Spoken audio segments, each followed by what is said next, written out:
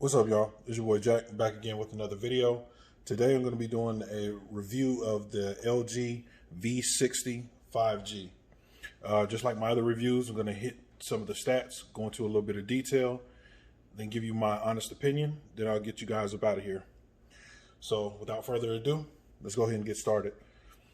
This particular model has the one singular SIM card, nano SIM. But if you purchase the unlocked one, it has a dual SIM. It's running Android 10 with a LG Skin UI on top of it. Has a Snapdragon 865 octa-core processor, clocked at 2.84 gigahertz with 8 gigabytes of RAM. The GPU is the Adreno 650, clocked at 305 megahertz. This particular model has 128 gigabytes of UFS 2.1 storage. You can also get it in 256 gigabytes. I can just, spoiler alert, utilizing UFS 2.1 makes it feel a little bit slow. And here's the read and write speeds. They're not bad. They're just not just like some of your other flagship phones that are running 3.0 or 3.1. But it does have expandable storage, so that's definitely a good thing. Has a 6.8-inch POLED HD Plus display running at 60 hertz. It is HDR 10 plus certified, and it's 395 PPI. As you can see, the display is super bright, so you're not going to have any problems with the actual display itself. I would highly recommend probably toning it down because it can be a little high on the eyes. But for media content and things like that, you're not going to have any problems. Has a 5,000 milliamp battery, utilizes fast charging, utilizing quick charge 4.0. Has a triple rear camera setup. The standard camera is 64 megapixels at 1.8 aperture. Has a 13 megapixel ultra wide at 1.9 aperture, and then a depth sensor and a time of flight sensor at 0.3 depth. Has dual LED flash. It's capable of shooting 8K 30 frames per second video, which is definitely a major plus because you can take your stills out of there. I believe up to 24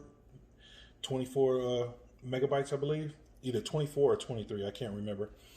Also, the front camera is a standard 10 megapixel at 1.9 aperture.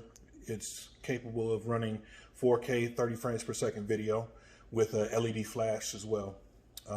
Has basic face unlocked, an in-display fingerprint sensor. It's hit or miss.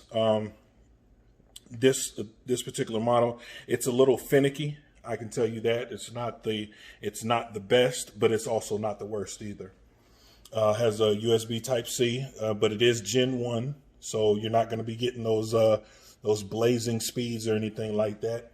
The speakers, they're pretty loud. They are as advertised. This is a media consumption device. If you have any type of wanting to play any type of games or anything like that, you're going to have no problems at all. And it does have a headphone jack, and that headphone jack has a 32-bit DAC. And as far as the Geekbench scores, it scored a 910 single core and a 3266 multi-core, and which is really good for the Snapdragon 865. The 3D Mark Slingshot score had an overall score of 7167. The gaming score was 8157, and the physics score was 5031. The LG UI has definitely gotten better over the years. I remember that a lot of people shied away from utilizing LG phones just because the UI was it was just overbearing. It was to the point to where you couldn't even utilize it. And I just wanted to open it up so you can hear the speakers, and you can see, and you can hear they're really loud.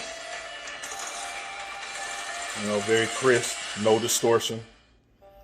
So I just wanted to give you guys a quick little test in that. So if you guys were worried about that, don't be.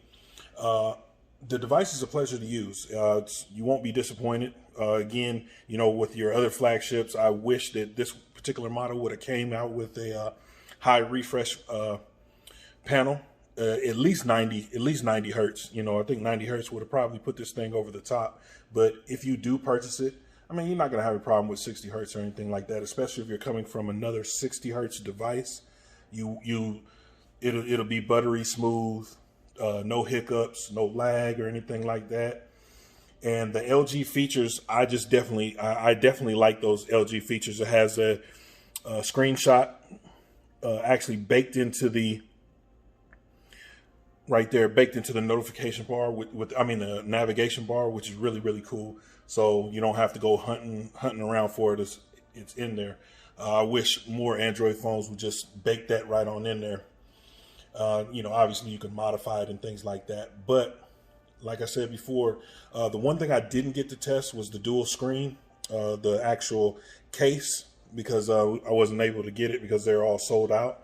But it will add some extra functionality, and you can use it as a controller once you clip it on there. So again, you know, would I recommend this? Yeah, most definitely. Probably not now with the other flagships or anything like that, but if you're looking for a device that still has a headphone jack and is a media hound and no problem gaming, this is probably you might want to take a look at this one. And I know that the big carriers, AT&T, Verizon, and T-Mobile, they usually be having deals and things like that. So, you know, if you know someone, you know, you might want to point them in this direction. But again, you know, I'm just some guy off YouTube. Take the plunge. You know, if you like what I was saying or things like that, and you're looking at the specs, go ahead and take the plunge. I guarantee you will not be disappointed. So again, don't want to take up too much more of you guys' time. You guys take care of each other. Peace.